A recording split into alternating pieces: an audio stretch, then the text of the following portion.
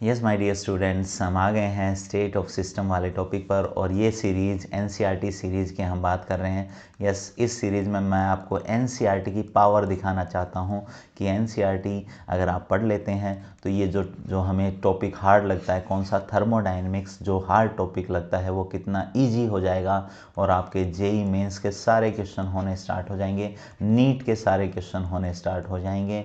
Yes, JEE advance की मैं अभी बात नहीं कर रहा हूँ, उसके लिए हमें थोड़ा सा और अच्छा लेवल पे जाके पढ़ना होता है, पर मैं जेई मेंस और नीट की तो गारंटी लेता हूँ बेटा।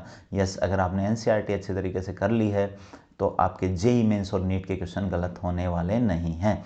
यस, तो इस सीरीज़ को फॉलो कीजिए और एनसीईआरटी की पावर देखिए। यस, तो हम बात कर रहे हैं द स्टेट ऑफ सिस्टम की। तो यहाँ पर हमारे पास जो सिस्टम है उसकी स्टेट को डिफाइन करने की बात चल रही है। सिस्टम की स्टेट को डिफाइन करना है और सिस्टम की अगर स्टेट को हमें डिफाइन करना है तो हमें ज़रूरत पड़ती है बेटा स्टेट फंक्शंस की या स्टेट वेरिएबल्स की। स्टेट फंक्शंस की या स्टेट वेरिएबल्स की। स्टेट फंक्शन या स्टेट वेरिएबल्स को डिफाइन करके हम किसी सिस्टम की स्टेट को डिफाइन कर सकते हैं। अब ये स्टेट फंक्शन और स्टेट वेरिएबल क्या होते हैं वो भी बात करेंगे। Yes, we define state of system, we specify state of system. हम किसी भी सिस्टम की स्टेट को स्पेसिफाई कर सकते हैं, डिफाइन कर सकते हैं, किसके थ्रू? बाय स्टेट फंक्शंस और स्टेट वेरिएबल्स के थ्रू। यस, ये क्या होते हैं अभी बात करेंगे, ठीक है। फिर उसके बाद में हमें बात पता चल गई, अच्छा किसी सिस्टम की स्टेट को हम डिफाइन कर सकते हैं, किसको डिफाइन करके? स्टेट फंक्शंस को डिफाइन करके। और स्टेट फंक्शंस कौन होते हैं? स्टेट फंक्शंस होते हैं जैसे प्रेशर हुआ, जैसे वॉल्यूम हुआ, जैसे टेम्परेचर हुआ, जैसे कंपोजिशन ऑफ सिस्टम हुआ। यस, तो वही लिख रखा बेटा, the system must be described. अगर सिस्टम को हमें डिस्क्राइब करना हो ताकि हम उससे यूजफुल कैलकुलेशंस कर पाएँ तो हमें डिस्क्राइब करना पड़ेगा बाय स्पेसिफाइंग क्वांटिटेटिवली। क्वांटिटेटिवली मतलब कितनी क्वांटिटी है, प्रेशर 1 एटीएम है, 2 एटीएम है, 3 एटीएम है, 1.5 एटीएम है, ये हमें डिस्क्राइब करना पड़ेगा। yes, for each property such as pressure, volume, temperature as well as composition of the system। यूँ कह रहा है किसी सिस्टम की अगर स्टेट को डिफाइन करना है तो पहले हमें प्रेशर बताना पड़ेगा कि प्रेशर 1 एटीएम है या 2 एटीएम है या 3 एटीएम है, वॉल्यूम 1 लीटर है या 2 लीटर है, 3 लीटर है। इसी तरह टेम्परेचर कितना है, 300 केल्विन है, 400 केल्विन है, कितना है। इसी तरह से हमें नंबर ऑफ मोल भी बताने पड़ेंगे, 1 मोल है, 2 मोल है, कितने मोल हैं। यस, तो ये बात बताने की कोशिश हो रही है यहाँ पर। यस, अब मैं आपके सामने एक बार इसको एक्सप्लेन करता हूँ। देखो कैसे, मान लो हमारे पास एक बीकर है बेटा, उस बीकर के अंदर हमने गैस भरी है। क्या भरी है? गैस भरी है। और लेट्स से यहाँ पर जो गैस भरी है वो आइडियल गैस इक्वेशन को फॉलो कर रही है। यस, आइडियल गैस इक्वेशन को फॉलो कर रही है, मतलब हमारे पास जो गैस है वो इस इक्वेशन को फॉलो कर रही है, PV = nRT। और यहाँ पर हमने जो गैस भरी है, यस, ये क्लोज्ड कंटेनर हमने ले लिया है ताकि हम प्रेशर को डिफाइन कर पाएँ। यस, तो हमने प्रेशर बोल दिया 1 एटीएम, लेट से यहाँ पर प्रेशर 1 एटीएम है। टेम्परेचर यहाँ पर हमने बोल दिया 300 केल्विन है। वॉल्यूम हमने यहाँ पर बोल दिया 2 लीटर है। कितना है? 2 लीटर। यहाँ पर नंबर ऑफ मोल्स को भी हमने स्पेसिफाई कर दिया, लेट से 1 मोल है। तो जैसे ही हमने ये सारे वेरिएबल की वैल्यू फिक्स की है, क्वांटिटी फिक्स की है, तो इसका मतलब ये जैसे ही क्वांटिटी फिक्स की है तो ये सारी वैल्यू फिक्स होने के बाद सिस्टम के अंदर ये जो वेरिएबल है, जो ये स्टेट फंक्शन है, स्टेट फंक्शन कौन है? प्रेशर हुआ। स्टेट फंक्शन कौन है? टेम्परेचर हुआ। स्टेट फंक्शन कौन है? वॉल्यूम हुआ। जैसे ये स्टेट फंक्शन फिक्स हुए वैसे ही यहाँ पर इस सिस्टम की ये है, ये स्टेट फिक्स हो चुकी है और लेट से हमने इसको बोल दिया ये स्टेट 1 है। क्या है? स्टेट 1। और अगर मान लो मैं यहाँ से अब यहाँ से मान लो मैंने कोई भी एक वेरिएबल चेंज किया, लेट से मैंने प्रेशर को बोल दिया 1 एटीएम की जगह 2 एटीएम है। लेट से मैंने प्रेशर बोल दिया 1 एटीएम की जगह 2 एटीएम है, तो पहले प्रेशर 1 एटीएम था, अब कितना है? 2 एटीएम है। तो इसका मतलब अब ये स्टेट 1 है या स्टेट चेंज हो चुकी है? यस, अब ये स्टेट चेंज हो चुकी है और स्टेट 2 हो चुकी है। अब हम इसको स्टेट 2 बोल देते हैं, लेट से हमने बोल दिया, अब वो तुम्हारी मर्जी है, स्टेट A बोलो, B बोलो, C बोलो, D बोलो, स्टेट A1 बोलो, A2 बोलो, B1 बोलो, B2 बोलो, C1 बोलो, C2 बोलो, 1 बोलो, 2 बोलो, 3 बोलो, 5 बोलो, कुछ भी बोलो बेटा, ठीक है। ये हमारे हाथ में है, हम कुछ भी बोल सकते हैं, स्टेट 1 से स्टेट 2, स्टेट A से स्टेट B। तो हमने जैसे ही एक एक स्टेट वेरिएबल की वैल्यू चेंज की या दो स्टेट वेरिएबल की वैल्यू चेंज कर दी, लेट्स से मैंने टेम्परेचर 300 केल्विन से 400 केल्विन कर दिया, तो अब स्टेट फिर से बदल गई और फिर से बदल गई, तो अब स्टेट नंबर 3 बोल दिया मैंने। हो सकता है कि मैंने यहाँ पर वॉल्यूम 1 लीटर कर दिया हो, स्टेट 4 हो गई। इसी तरह से अगर मान लो मैंने 1 मोल की जगह 2 मोल कर दिया, तो यहाँ पर जो हमारी इक्वेशन है उस इक्वेशन का डाटा क्या हो जाएगा बेटा, चेंज हो जाएगा। और चेंज होते ही मुझे बताओ क्या स्टेट नंबर 4 से क्या स्टेट नंबर 5 हो जाएगी कि नहीं हो जाएगी? Yes. O my God sir, ऐसे तो हम इनफाइनाइट स्टेट बना सकते हैं। बिल्कुल बिल्कुल बना सकते हो बेटा। Yes, you can form infinite number of states. Yes, बिल्कुल आप इनफाइनाइट स्टेट्स बना सकते हैं। आप जैसे जैसे वेरिएबल चेंज करते जाएंगे, स्टेट ऑफ सिस्टम चेंज होती जाएगी। आप जैसे जैसे स्टेट फंक्शंस चेंज करते जाएंगे, आप जैसे जैसे स्टेट वेरिएबल्स चेंज करते जाएंगे, स्टेट ऑफ सिस्टम चेंज होती जाएगी। स्टेट 1 से स्टेट 2, स्टेट 2 से स्टेट 3, स्टेट 3 से स्टेट 4, स्टेट 4 से स्टेट 5, सो ऑन। आप चलते जाएंगे चलते जाएंगे चलते जाएंगे। इनफाइनाइट स्टेट्स बनानी, इनफाइनाइट बनाओ। आप थोड़ा सा भी चेंज करेंगे, आप बोलोगे 1 एटीएम क्यों सर, 1 से 2 क्यों, 1 से 1.1 क्यों नहीं करो, 1 से 1.1 एटीएम करोगे तभी नई स्टेट बन जाएगी। 1 से 1.01 एटीएम करोगे तब भी तो एक नई स्टेट बन जाएगी। ओ माय गॉड सर, इसलिए क्या हम यहाँ से इनफाइनाइट स्टेट्स बना सकते हैं? बिल्कुल बना सकते हो बेटा, बिल्कुल बना सकते हो। यस, तो मेरे ख्याल से आपको ये बात क्लियर हुई होगी कि जो स्टेट ऑफ सिस्टम है वो कैसे डिस्क्राइब किया जा सकता है। वो डिस्क्राइब किया जा सकता है quantitatively specifying each property like pressure हुआ, वॉल्यूम हुआ, टेम्परेचर हुआ, कंपोजिशन हुआ। इसका मतलब हम किसी सिस्टम की स्टेट को डिफाइन करने के लिए स्टेट वेरिएबल्स को यूज़ करते हैं या स्टेट फंक्शंस को यूज़ करते हैं। स्टेट वेरिएबल्स को यूज़ करते हैं या स्टेट फंक्शंस को यूज़ करते हैं। अगर स्टेट वेरिएबल या स्टेट फंक्शन की हमने वैल्यू फिक्स कर दी है, अगर ये वैल्यू हमने फिक्स कर दी है तो स्टेट अपने आप फिक्स हो जाएगी। वो स्टेट ए हो, बी हो, सी हो, डी हो, कितनी भी कोई भी होगी वो हम डिफाइन कर सकते हैं। तो यहाँ पर ये वाली बात इंपॉर्टेंट थी। और इसी तरह से जब हम नीचे जाएंगे तो ये वाली बात इंपॉर्टेंट है, ये आप पढ़ सकते हैं, बहुत ईजी है। यस बेटा, अब ये बात कर रहा है किसी भी थर्मोडाइनमिक सिस्टम की अगर स्टेट को हमें डिस्क्राइब करना है तो हमें मेजरेबल या मैक्रोस्कोपिक प्रॉपर्टीज़ को डिफाइन करना पड़ेगा, उनकी वैल्यूज़ बतानी पड़ेगी। और वो वैल्यूज़ कौन सी हैं? वो हैं, जैसे हम बात करें प्रेशर हुआ, वॉल्यूम हुआ, टेम्परेचर हुआ, नंबर ऑफ मोल्स हुआ।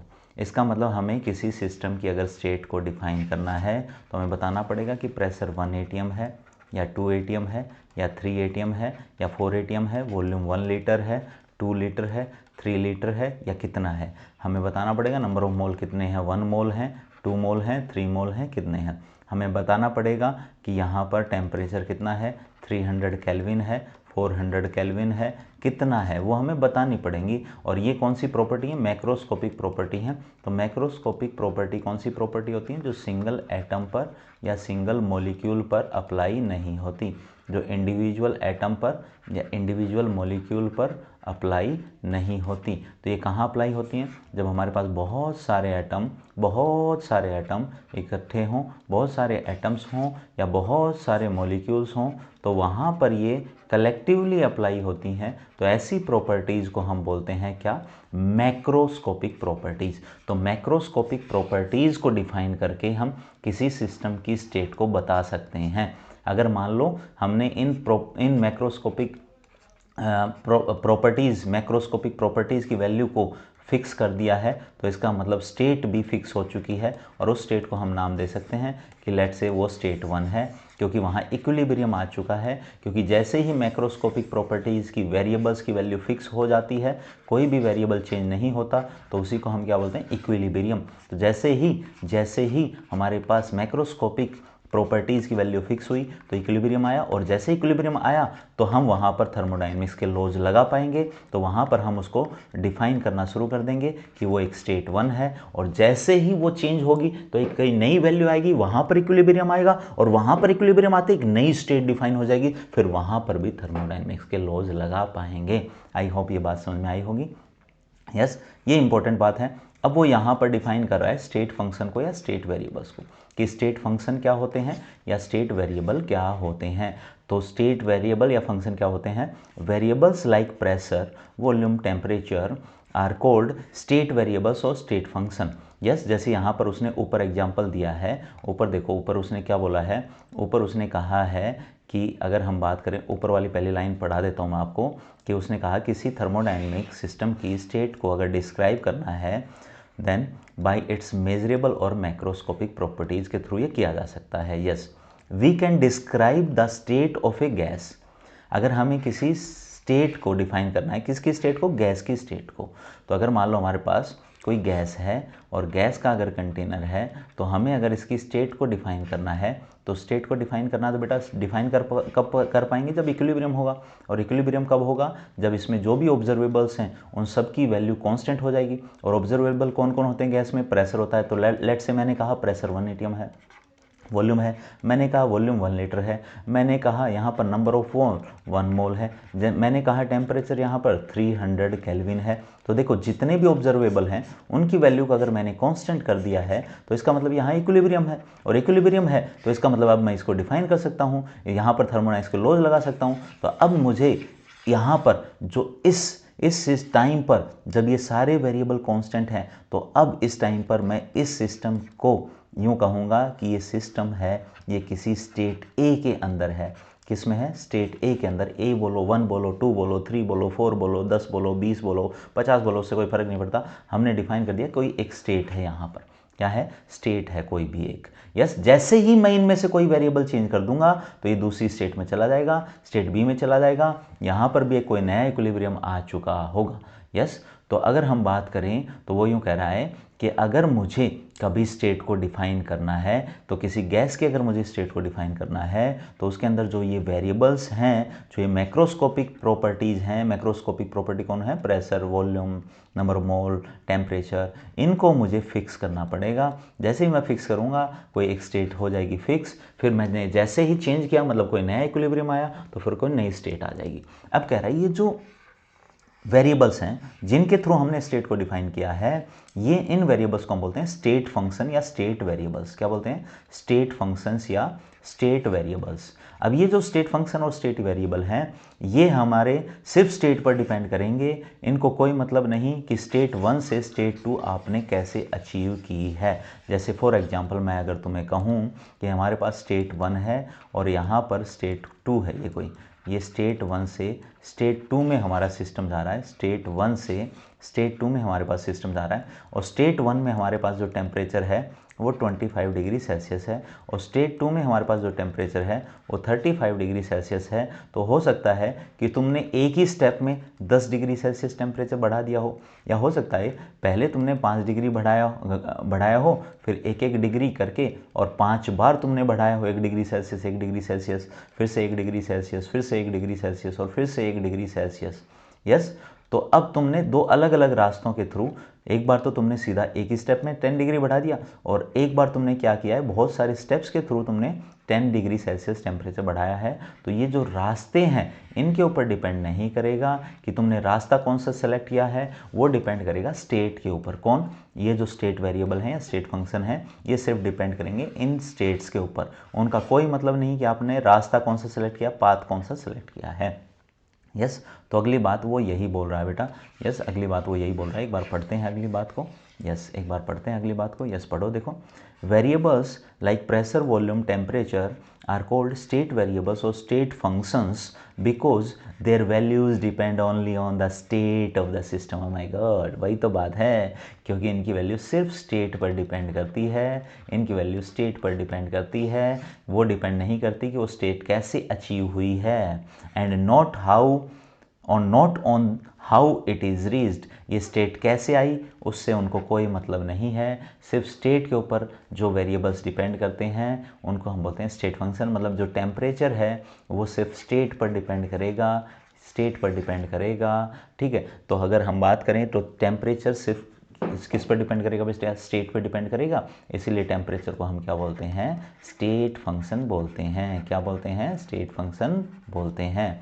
यस, कई बार यूँ कहते हैं हम कि हमारे पास ये कोई स्टेट 1 है और ये कोई स्टेट 2 है। स्टेट 1 से स्टेट 2 के अंदर गया है कोई भी हमारा कोई भी सिस्टम है, वो स्टेट 1 से कहाँ गया? स्टेट 2 में गया।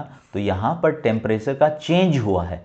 टेम्परेचर का चेंज है वो डेल्टा टी है बेटा। टी है टेम्परेचर, टी है टेम्परेचर, टी है टेम्परेचर, तो टेम्परेचर डिपेंड करेगा ही। अगर हम बात करें तो वो सिर्फ स्टेट पर डिपेंड करेगा। हो सकता है हम स्टेट 2 के लिए टेम्परेचर डिफाइन कर रहे हो तो हम स्टेट 2 की ही बात कर रहे होंगे। यस, इसी तरह अगर हम बात करें तो क्या बात करेंगे, हम बात करेंगे टेम्परेचर की। तो टेम्परेचर एक स्टेट फंक्शन है, तो वो किसके लिए डिफाइन है, स्टेट 1 के लिए डिफाइन है। तो temperature is defined for state 1 या फिर स्टेट 2। ठीक है, टेम्परेचर इस प्रोसेस में डिफाइन नहीं है। इस प्रोसेस में हम डिफाइन कर रहे हैं डेल्टा टी। क्या डिफाइन कर रहे हैं, चेंज इन टेम्परेचर। तो change in temperature depends on initial state and final state. तो इनिशियल और फाइनल स्टेट के ऊपर चेंज इन टेम्परेचर की वैल्यू डिपेंड करेगी। तुम स्टेट 1 से स्टेट 2 में गए तो मान लो तुम्हारे पास शुरू में टेम्परेचर कितना था, 30 डिग्री सेल्सियस था, और बाद में हो गया 40 डिग्री सेल्सियस। तो चेंज इन टेम्परेचर है वो कितना है बेटा, 10 डिग्री सेल्सियस। अब तुम किस रास्ते से गए हो उससे कोई फ़र्क नहीं पड़ता। अगर यहाँ 30 है और यहाँ 40 है, तुमने अलग अलग रास्ते सेलेक्ट किए, यहाँ पर 30 था और यहाँ पर 40 था, तो चेंज इन टेम्परेचर तो 10 डिग्री ही आएगा। इसका मतलब चेंज इन टेम्परेचर डिपेंड कर रहा है इनिशियल और फाइनल स्टेट पर। तो एनसीईआरटी ने देखो बहुत क्लियरली लिख रखा है, उसने चेंज इन स्टेट फंक्शन नहीं बोला, उसने स्टेट फंक्शन बोला बेटा। और स्टेट फंक्शन बोला है तो वो इनिशियल और फाइनल नहीं बोलेगा। स्टेट फंक्शन अगर वो बोलेगा तो स्टेट फंक्शन बोलेगा तो वो स्टेट 1 की बात करेगा या स्टेट 2 की बात करेगा। स्टेट 1 की इंडिपेंडेंटली बात करेगा, स्टेट 2 की इंडिपेंडेंटली बात करेगा, तो स्टेट फंक्शन की बात करेगा। और अगर दोनों को बोल दे कि इनिशियल और फाइनल स्टेट के ऊपर डिपेंड कर रही है वैल्यू, तो फिर वो चेंज इन स्टेट फंक्शन की बात करेगा। इसकी बात करेगा, चेंज इन स्टेट फंक्शन की। आई होप ये बात क्लियर हुई होगी। Variable like pressure, volume, temperature are called state variables और state functions because their value depend only on the state of the system. उनकी वैल्यू सिर्फ स्टेट पर depend करती है सिस्टम की, not on how it is reached. इस पर depend नहीं करती कि वो स्टेट कैसे अचीव हुई है, वहाँ पर कैसे पहुँचा है system. Yes, in order to completely define the state of system, अगर हमें सिस्टम की स्टेट को कंप्लीटली डिफाइन करना है तो not necessary to define all the properties of system. Oh my god, wow, so interesting. बहुत इंटरेस्टिंग लाइन बोली है। उसने कहा है कि क्या हमें एक स्टेट को डिफाइन करना है तो क्या सारे स्टेट फंक्शंस को डिफाइन करना ज़रूरी है। तो अभी मैं एक एग्जांपल लेता हूँ। वही हमने मान लिया कोई गैस है हमारे पास इस बीकर में, और लेट से ये गैस आइडियल गैस इक्वेशन को फॉलो कर रही है, आइडियल गैस इक्वेशन को फॉलो कर रही है। और आइडियल गैस इक्वेशन क्या है बेटा, PV is equal to nRT। Let say मैंने कह दिया नंबर ऑफ मोल्स है ना वो 1 मोल है, शुरू में बोल दिया कि मैंने जो गैस है वो 1 मोल गैस ली है, 1 मोल गैस ली है, हमने शुरू में ही डिफाइन कर दिया। तो n की वैल्यू कितनी होगी बेटा, 1 हो गई। तो n की जगह मैं 1 रख रहा हूँ, तो 1 इंटू RT, तो RT हो जाएगा, तो मैंने 1 भी हटा दिया। तो PV इज इक्वल टू क्या हो चुका है, PV is equal to RT हो चुका है। तो यहाँ पर कितने वेरिएबल हमारे पास, यहाँ पर एक प्रेशर है, एक वॉल्यूम है और एक टेम्परेचर। R तो हमें पता है ये कांस्टेंट होता है, यूनिवर्सल गैस कांस्टेंट है। यस, इस सिस्टम को मैंने ऊपर से क्लोज करके रखा है, क्लोज सिस्टम है। क्या बेटा, ये क्लोज्ड सिस्टम है। ये क्या है, क्लोज्ड सिस्टम है, मतलब पार्टिकल्स का एक्सचेंज नहीं हो रहा, मैटर का एक्सचेंज नहीं हो रहा है। ठीक है, तो अब मान लो मैंने प्रेशर बोल दिया 1 atm है, दैट से मैंने फिक्स कर दिया। मैंने वॉल्यूम भी बोल दिया 1 लीटर है। तो मुझे बताओ, मुझे अगर प्रेशर पता है, मुझे वॉल्यूम अगर पता है, मैंने मतलब इसका मतलब क्या है, मैंने प्रेशर को फिक्स कर लिया है, मैंने वॉल्यूम को फिक्स कर लिया है, R तो पहले से ही फिक्स है बेटा। तो इसका मतलब जो टेम्परेचर है उसकी वैल्यू क्या हो जाएगी, PV अपॉन R। P की वैल्यू कांस्टेंट हो चुकी है, V की वैल्यू कांस्टेंट हो चुकी है और R की पहले से ही कांस्टेंट थी। तो क्या टेम्परेचर को डिफाइन करने की जरूरत है या ऑटोमेटिकली अपने आप ये कांस्टेंट हो चुका है। यस, अपने आप ये कांस्टेंट हो चुका है सर, अब तो अपने आप कांस्टेंट हो चुका है। तो अगर मैंने जैसे ही 1 मोल गैस के लिए प्रेशर और वॉल्यूम को डिफाइन किया है तो टेम्परेचर ऑटोमेटिकली फिक्स हो चुका है, डिफाइन हो चुका है। इसका मतलब हमें अगर किसी स्टेट को डिफाइन करना है तो क्या सारे वेरिएबल्स को डिफाइन करना पड़ेगा, क्या सारे वेरिएबल्स को डिफाइन करना पड़ेगा या उनमें से कुछ मिनिमम नंबर ऑफ वेरिएबल्स को ही डिफाइन करना पड़ेगा। उनमें से हमें कुछ मिनिमम नंबर ऑफ वेरिएबल्स को ही डिफाइन करना पड़ेगा। जैसे हमने प्रेशर और वॉल्यूम को डिफाइन किया तो टेम्परेचर ऑटोमेटिकली डिफाइन हो चुका है, फिक्स हो चुका है। तो ये लाइन वही है कि अगर हमें सिस्टम को कम्प्लीटली डिफाइन करना है, किसी सिस्टम की स्टेट को कम्प्लीटली डिफाइन करना है, तो it is not necessary to define all the properties of system. सारी प्रॉपर्टीज़ को डिफाइन करना ज़रूरी नहीं है, हमें सिर्फ minimum number of macroscopic property को फिक्स करना होता है और other property automatically fix value में चली जाती हैं। यस। और लास्ट बात क्या कह रहा है बेटा, अगर हम सराउंडिंग की स्टेट की बात करें तो सराउंडिंग की स्टेट को तो हम डिफाइन ही नहीं कर पाएंगे। अगर मान लो मैंने कहा कि मेरे पास एक बीकर है और उसमें रिएक्शन हो रही है, और उस रिएक्शन में क्या हुआ कि 1 किलो जूल एनर्जी रिलीज हुई, और 1 किलो एनर्जी रिलीज हुई, वो कहाँ गई, सराउंडिंग्स में गई। तो अब बताओ सराउंडिंग्स में कितनी इंटरनल एनर्जी बढ़ी होगी, सराउंडिंग्स में कितना टेम्परेचर बढ़ा होगा। अब ये तो बेटा बेवकूफ़ी वाली बात हो जाएगी अगर हम ऐसी बात करने लग गए तो, क्योंकि सराउंडिंग्स तो बहुत बड़ा है, और बहुत बड़ा है तो वहाँ 1 किलो जूल का इफेक्ट कैसे मेजर करेंगे। यस, तो वही लाइन लिख रहा है, क्या लिख रहा है, state of surroundings can never be completely specified. किसी भी वेरिएबल्स के थ्रू हम कम्प्लीटली सराउंडिंग्स की स्टेट को डिफाइन नहीं कर पाएंगे। Fortunately it is not necessary to do so. Oh my god, luckily हमें ज़रूरत भी नहीं पड़ती बेटा सराउंडिंग्स को कम्प्लीटली डिफाइन करने की। यस, लकीली हमें ज़रूरत भी नहीं पड़ती है सराउंडिंग्स को कम्प्लीटली डिफाइन करने की। यस बेटा, अगला हमारा टॉपिक है thermodynamic processes. Yes, thermodynamic processes, ये बेटा 2 पेजेज हैं, ये एनसीईआरटी में नहीं है। फिर अब तुम कहोगे सर एनसीईआरटी ओरिएंटेड भरा रहे हो और अभी एनसीईआरटी में जो नहीं है टॉपिक आप वो करवा रहे हो। यस, तो मैं तुम्हें यूँ कहूँगा बेटा कि हमें अगला टॉपिक एक्चुअली इंटरनल एनर्जी पढ़ना है। क्या पढ़ना है, इंटरनल एनर्जी। तो जब हम थर्मोडायनेमिक्स प्रोसेसेस को पढ़ लेंगे तो फिर उसके बाद में इंटरनल एनर्जी को पढ़ना थोड़ा ईजी हो जाएगा। यस, तो थर्मोडायनेमिक प्रोसेसेस क्या होती हैं, पहला क्वेश्चन ये आएगा, व्हाट इज़ थर्मोडायनेमिक प्रोसेस। तो थर्मोडायनेमिक प्रोसेस एक ऑपरेशन है। ऑपरेशन क्या, सर्जरी सर, जो सर्जरी करवाते हैं वो नहीं बेटा। ऑपरेशन का मतलब हम किसी सिस्टम को स्टेट 1 से स्टेट 2 में ले जा रहे होंगे, और इसके लिए हमें बताओ क्या करना पड़ेगा। अच्छा, अभी अभी पढ़ा था सर, किसी सिस्टम को अगर स्टेट 1 से स्टेट 2 में ले जाना है, किसी सिस्टम को अगर स्टेट 1 से हमें स्टेट 2 में ले जाना है तो फिर हमें कुछ चेंज करना पड़ता है। याद करो क्या करना पड़ता है, हमें चेंज करना पड़ता है स्टेट फंक्शंस को या स्टेट वेरिएबल्स को, स्टेट फंक्शंस को या स्टेट वेरिएबल्स को। ओके, तो प्रेशर स्टेट फंक्शन था, वॉल्यूम स्टेट फंक्शन था, टेम्परेचर स्टेट फंक्शन था। अच्छा, इनको चेंज करना पड़ेगा। यस, तो इनमें किसको चेंज करना पड़ेगा, इनमें से किसी को भी चेंज कर सकते हैं। यस, हो सकता है तुम प्रेशर को कांस्टेंट कर लो, बाकी को चेंज कर दो। हो सकता है तुम वॉल्यूम को कांस्टेंट कर दो, बाकी को चेंज कर दो। हो सकता है तुम टेम्परेचर को कांस्टेंट कर लो, बाकी को चेंज कर दो। ओ my God, O my God, हो सकता है तुम तीनों को चेंज कर दो। ओके सर, फिर तो आसान है। यस, बिल्कुल आसान है। यस, पढ़ो, देखो थर्मोडायनेमिक प्रोसेस क्या है, इट इज़ द ऑपरेशन जिसके थ्रू हम सिस्टम को 1 स्टेट से किसी दूसरी स्टेट में ले जा रहे होंगे। यस, इन प्रोसेसेस में हम किसको चेंज कर रहे होंगे, जैसे टेम्परेचर हुआ, प्रेशर हुआ, वॉल्यूम हुआ। यस, और इसी के बेसिस पे हमने थर्मोडायनेमिक प्रोसेसेस को क्लासिफाई किया है। जैसे पहली है आइसोथर्मल प्रोसेस। आइसोथर्मल प्रोसेस कौन सी प्रोसेस होती है बेटा, ऐसी प्रोसेस जिनमें टेम्परेचर कांस्टेंट है, फिक्स्ड है, टेम्परेचर चेंज ही नहीं हो रहा। आइसो मतलब सेम और थर्मल मतलब टेम्परेचर।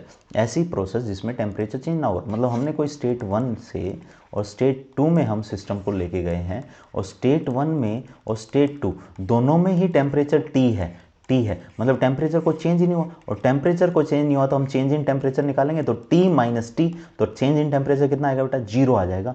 तो change in temperature delta T is equal to 0 और dt इज इक्वल टू 0। तो इसका मतलब प्रोसेस कौन सी है, आइसोथर्मल प्रोसेस है, आइसोथर्मल प्रोसेस है। यस, इसी तरह से अगर हम एडियाबैटिक प्रोसेस की बात करेंगे तो ऐसी प्रोसेस जिसमें ना तो हीट का फ्लो हो और ना ही हीट बाहर निकल रही हो सिस्टम से, ना तो सिस्टम से हीट बाहर जा रही हो, ना सिस्टम के अंदर हीट आ रही हो, मतलब देर इज एडियाबैटिक प्रोसेस में। मैं एक काम करता हूँ बेटा, अगले पेज पर आपको समझा ही देता हूँ। यस, देखो बात ये हो रही है कि हमारे पास कोई सिस्टम स्टेट 1 के अंदर है बेटा, स्टेट 1 के अंदर है।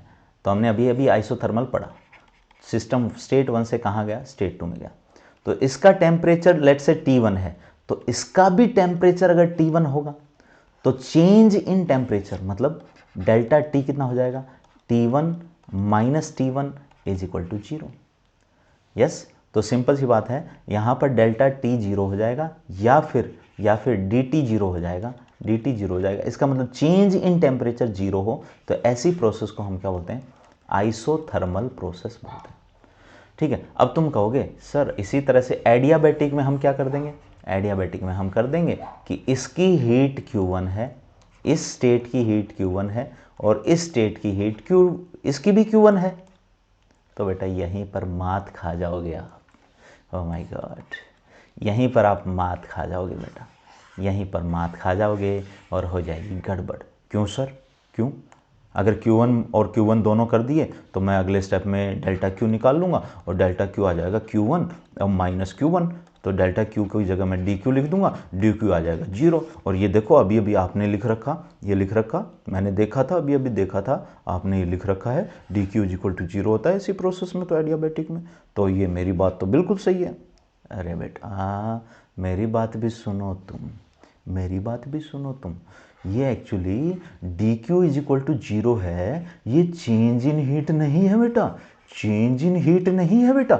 ढंग से सुनना, अब यही तो थर्मोडायनेमिक्स की माया है। अगर तुमने ये वर्ड्स ढंग से सीख लिए ना तो थर्मोडायनेमिक्स बहुत इजी सब्जेक्ट है, बहुत कॉन्सेप्चुअल सब्जेक्ट है बेटा। यस, इसमें तो बहुत सारे सुपर हीरो हैं थर्मोडायनेमिक्स में। तो अगर तुमने DQ = 0 का मतलब ये समझ लिया ना कि ये चेंज इन हीट है, तो चेंज इन हीट है वो 0 है, नहीं नहीं, चेंज इन हीट 0 है। अगर ऐसा समझ लिया तो यही तो गलत है। तो गलत है तो मेरे को सही बात बता दो सर। ये सही बात सुनो, बिल्कुल ढंग से सुनना आप, सही बात, यही इंपॉर्टेंट बात है, यही इंपॉर्टेंट बात है। DQ 0 का मतलब क्या है? पहले तो मुझे एक बात बता दो, पहले तो मुझे एक बात बता दो कि जो हीट है ना, एक्चुअली हीट किसी सिस्टम के लिए डिफाइन ही नहीं होता। ये सिस्टम के लिए हीट डिफाइन नहीं होता, यस नहीं होता। इसका मतलब सिस्टम है वो स्टेट 1 में है, तो क्या इस सिस्टम के लिए अब तुम हीट बोलोगे? अगर मैं तुम्हें कहूं इस पेन की हीट बताओ तो क्या अच्छा लगेगा? अगर मान लो मैं तुमसे हीट पूछूं, और अगर मैं तुम्हें कहूं इस सिस्टम की एनर्जी बताओ, तो अब तुम कह दोगे यस एनर्जी हम बता सकते हैं सर, एनर्जी हम बता सकते हैं। पर हीट कैसे बताओगे? एक्चुअली हीट कुछ होता ही नहीं है जो सिस्टम के लिए डिफाइन होता है, स्टेट के लिए डिफाइन होता है। हीट एक मोड है, mode of transfer of energy. क्या है हीट? एक mode of transfer of energy. मैं कलर चेंज कर लेता हूं। यस, हीट क्या है? हीट है वो एक mode of transfer of energy है, mode of transfer of energy. Yes, क्या मतलब इस बात का? फिर से क्या मतलब इस बात का? ये mode of transfer of energy, एक नई बात आ गई सर। देखो मान लो तुम्हें मुझसे कोई बात करनी है, लेट्स से ये तुम हो और ये मैं हूं। यस, मेन कर दिया मैंने मेन कर दिया मैंने, मैं ही लिख लेता हूं, ये मैं हूं हिंदी में। Yes, it's Deepak. यस, ये मैं हूं बेटा, ठीक है। ये तुम हो, तुम्हें मुझे मैसेज भेजना है, कोई भी मैसेज भेजना है, तो तुम मुझे मैसेज कैसे भेजोगे? सर हम आपकी जीमेल आईडी ले लेंगे, जीमेल आईडी, और जीमेल पे मैसेज कर देंगे। यस ठीक है। सर हम आपका व्हाट्सअप नंबर ले लेंगे, व्हाट्सअप नंबर। यस ये भी ठीक है, ठीक है। और सर या फिर हम टेलीग्राम पे आपका नंबर ले लेंगे, टेलीग्राम नंबर। यस ठीक है। या फिर और भी कोई मैसेंजर ऐप्स होंगी बहुत सारी, और उनके थ्रू हम भेज देंगे। तो अब मुझे एक बात बताओ, तुमने लेट्स से तुमने जीमेल के थ्रू मुझे मैसेज भेजा, तो क्या जीमेल के थ्रू मुझे मैसेज भेजा, तो क्या जीमेल खुद वो मैसेज था, या जीमेल एक मैसेज ट्रांसफ़र करने का तरीका था? जीमेल एक मैसेज ट्रांसफ़र करने का तरीका था सर। ओहो सर, समझ में आ गई बात। यस, एनर्जी अगर तुम्हें ट्रांसफ़र करनी है, एनर्जी अगर तुम्हें ट्रांसफ़र करनी है, एनर्जी अगर तुम्हें ट्रांसफ़र करनी है, तो हीट एनर्जी ट्रांसफ़र करने का तरीका है, हीट एनर्जी ट्रांसफ़र करने का तरीका है, हीट एनर्जी ट्रांसफ़र करने का तरीका। जैसे तुमने मैसेज ट्रांसफ़र किया था तो जीमेल, व्हाट्सअप या कोई और भी अदर ऐप्स हैं। यस, आजकल तो जोहो की अपनी जो इंडियन ऐप है वो भी आ गई है।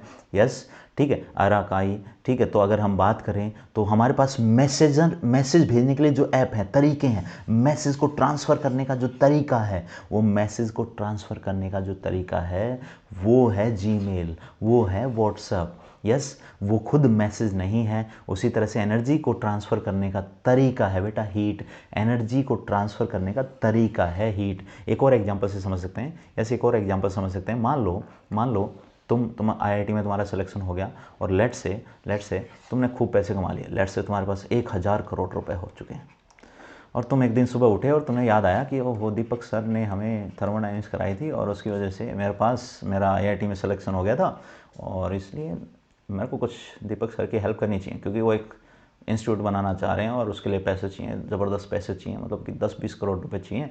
और तुम्हारे दिमाग में आया बेटा तुरंत, और तुमने क्या किया, तुरंत मेरे को 10 करोड़ रुपए सुबह सुबह ट्रांसफ़र कर दिया। यस, तुमने क्या किया, चेक साइन किया और अपने ड्राइवर को बोला कि जा दीपक सर को ये चेक दे के आ जा, मेरे नाम से तुमने 10 करोड़ का चेक पास कर दिया।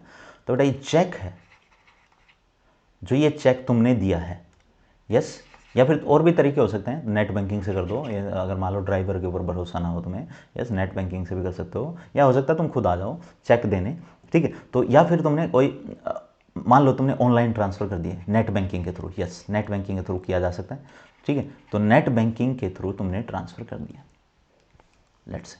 तो बेटा क्या ये नेट बैंकिंग या फिर चेक हुआ, यस, या फिर अगर मान लो तुम UPI के थ्रू भी कर दो, UPI के थ्रू भी कर सकते हो, ठीक है। तो अगर मान लो तुम ये जो पैसे ट्रांसफ़र कर रहे हो, तो क्या ये जो चेक हुआ, नेट बैंकिंग हुआ, ये UPI ऐप हुई, पेटीएम हुआ, फ़ोनपे हुआ, क्या ये खुद पैसा है?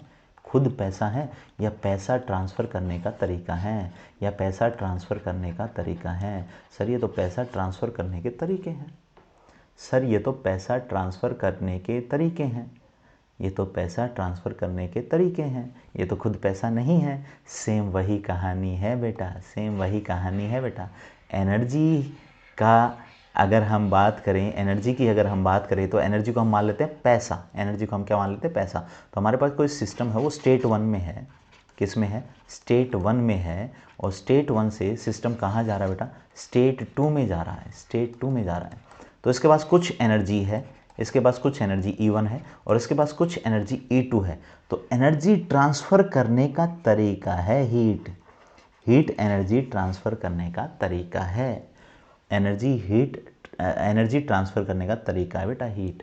जैसे हमारे पास नेट बैंकिंग था, चेक था, फ़ोनपे था, गूगल पे था, वो पैसा ट्रांसफ़र करने का तरीका है, उसी तरह से एनर्जी को ट्रांसफ़र करने का तरीका कौन है बेटा, हीट है, हीट है।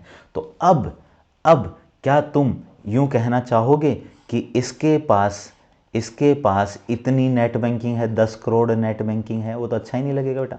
सेम कहानी है, तुम क्यों कहना चाहोगे कि इसके पास 10 जूल हीट है? नहीं नहीं नहीं नहीं। क्या तुम यूं कहना चाहोगे स्टेट 2 में सिस्टम के पास 20 जूल हीट है? नहीं नहीं नहीं, ये हीट तो स्टेट के लिए डिफाइन ही नहीं है, हीट तो एक तरीका है जो एनर्जी ट्रांसफ़र कर रहा है। तो अब उस dq इज इक्वल टू 0 का क्या मतलब है सर? ओह माय गॉड, इस dq इज इक्वल टू 0 का क्या मतलब है सर, ये और बता दो बस आप। यस, ये और बता देता हूँ, अभी सुन लो बेटा ढंग से। इस dq इज इक्वल टू 0 का क्या मतलब है, इस dq इज इक्वल टू 0 का क्या मतलब है, क्या मतलब? इसका मतलब ये है कि जो हीट जो एक्सचेंज हो, हीट जो mode of transfer of energy है, जिसके थ्रू एनर्जी एक्सचेंज हो रही है, तो एनर्जी है वो हीट के थ्रू एक्सचेंज ही नहीं हुई। मतलब यहाँ पर कुछ एनर्जी है और यहाँ पर कुछ एनर्जी है, तो जो एनर्जी में चेंज आया है वो हीट के थ्रू नहीं आया, और किसी के थ्रू आ सकता है। और किसके थ्रू आ सकता है आगे पता चल जाएगा। हमारे पास एक और तरीका होता है वर्क, एक और क्या तरीका होता है, वर्क। जैसे तुमने पैसा ट्रांसफ़र किया तो हो सकता है तुमने चेक से किया हो सकता है तुमने नेट बैंकिंग से किया हो, तो अलग अलग तरीके हैं ना तुम्हारे पास। वैसे ही एनर्जी एक्सचेंज करने के अलग अलग तरीके हैं, या तो हीट या वर्क। तो अगर मान लो हीट से अगर एनर्जी चेंज नहीं हो रही, तो हो सकता है वर्क से एनर्जी चेंज हो जाए। तो वर्क भी एक mode of transfer of energy है, ठीक है। तो एनर्जी हमारे पास शुरू में E1 है, बाद में E2 है, एनर्जी हो गई चेंज, लेकिन वो एनर्जी में चेंज हीट की वजह से नहीं आया, इसका मतलब dq इज इक्वल टू 0 है। तो कई बुक्स में या कई टीचर बोल देते हैं कि dq इज इक्वल टू 0 लिखना गलत है, dq इज इक्वल टू 0 लिखना गलत है।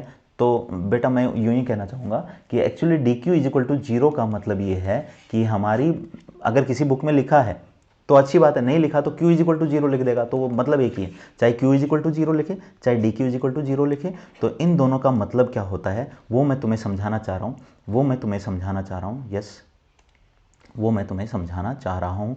चाहे तो वो Q इज इक्वल टू 0 लिखे, चाहे वो dQ इज इक्वल टू 0 लिखे, इसका मतलब ये है कि हमारे पास एनर्जी का जो एक्सचेंज हुआ है वो हीट के थ्रू नहीं हुआ, हीट के थ्रू एनर्जी का एक्सचेंज नहीं हुआ, एनर्जी का एक्सचेंज नहीं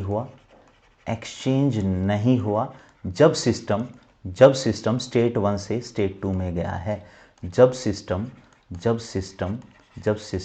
स्टेट 1 से स्टेट 2 में गया है,